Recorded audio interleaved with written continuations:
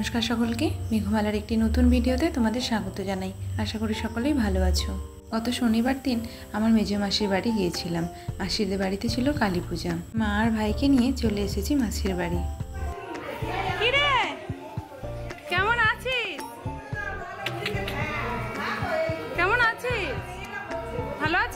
এই যে লাল জামা পরে পুচকেটে দেখছো, এটা হলো আমার মাসির নাতি। ওর নাম দিশান, সম্পর্কে আমার ভাইপো। আর এই যে গোলাপি জামাতে যে মেয়েটি, ও হলো আমার বোনঝি। এদিকে আরও একজন আছে, ওর বোন, সে ভীষণ শান্ত। আর এরা দুজনেই এত দুরন্ত। ওই তুই তো জল খেয়ে পেট ভরিয়ে দিচ্ছিস দিশান, তুই তো জল খেয়ে পেট ভরিয়ে দিচ্ছিস।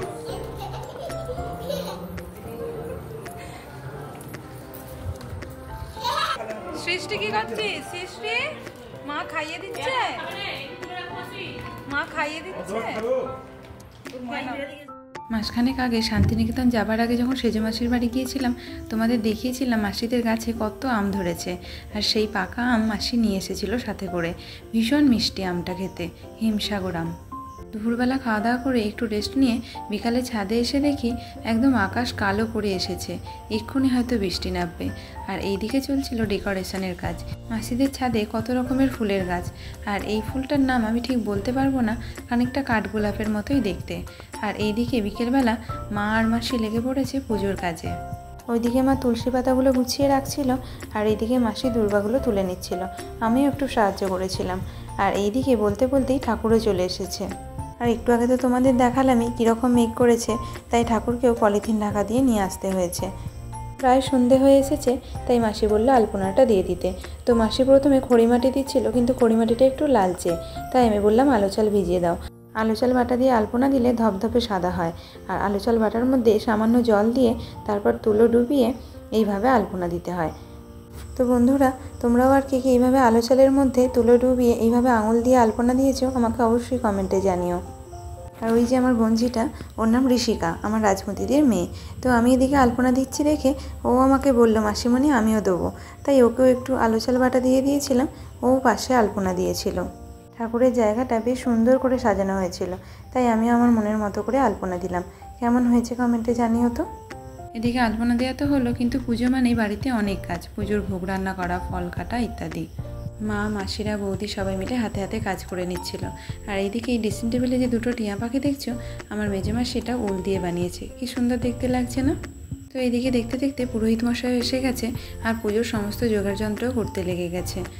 মাসিদের রক্ষা কালী মায়ের পুজো, তাই রাত না কাটতে কাটতেই ভোরবেলায় বিসর্জন হয়ে যাবে। জানি না জেগে থাকতে পারবো কি না, কারণ বাড়িতে যখন আমাদের কালী পূজা হতো আমি কোনোদিন জেগে থাকতে পারিনি। কেন জানি না, সারাদিনের পরিশ্রমের পরে ঘুম পেয়ে যেত। তবে মা কাকিমারা ঠিকই জেগে থাকতো। তো দেখতে দেখতে রাত্রি প্রায় অনেকটাই হয়েছে, প্রায় 11টা সাড়ে 11টা। নিমন্ত্রিতরা প্রায় সকলেই খেয়ে চলে গেছে, আর এইদিকে শেষে আমরাও খেয়ে নিয়েছিলাম। আর এবার ঘট ডোবাতে যাবার পালা। মায়ের পূজার ঘট হাতে পুরোহিত মশাই ঢাক এবং শঙ্খধ্বনির আওয়াজের সাথে সাথে আমরাও চললাম। তবে এখানে ঘট ডোবানোর একটু বেশ সমস্যাই দেখলাম। বাড়ি থেকে বেশ কিছুটা দূরে এসে তবে ঘট ডোবানো হয়েছিল।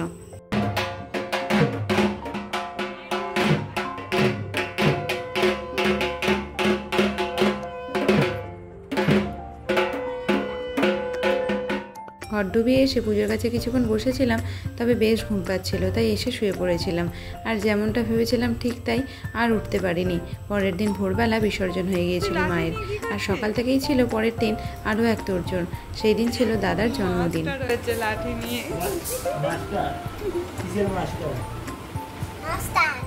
জন্মদিন উপলক্ষে বেশ সুন্দর করে সাজানো হয়েছে, আর দাদা এখন কেক কাটছে। দাদার দুই পাশে মাসি আর মেসো, আর এইদিকে দাঁড়িয়ে আছে বৌদি। আর মাঝে ওই যে দিশান, ও ভাবছে আমাকে কখন বাবা কেকটা খাওয়াবে। আর এইদিকে দিদির দুই মেয়ে।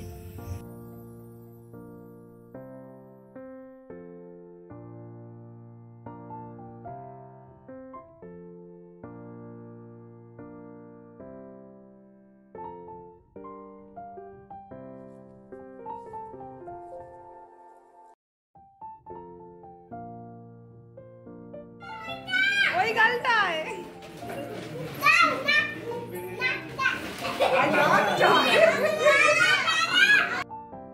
দুপুরবেলার কেক কাটার পর্ব সেরে এখন চলছে খাওয়া দাওয়া।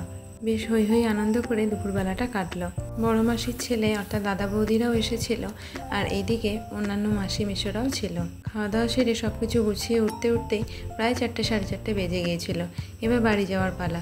তো ওখানেই আমার রাজাটিতে মামার বাড়ি, তাই গিয়েছিলাম মামার বাড়িতে দেখা করতে পুচকুর সাথে। মনে আছে এই ভাইপোরি অন্নপ্রাশনে গিয়েছিলাম কদিন আগে?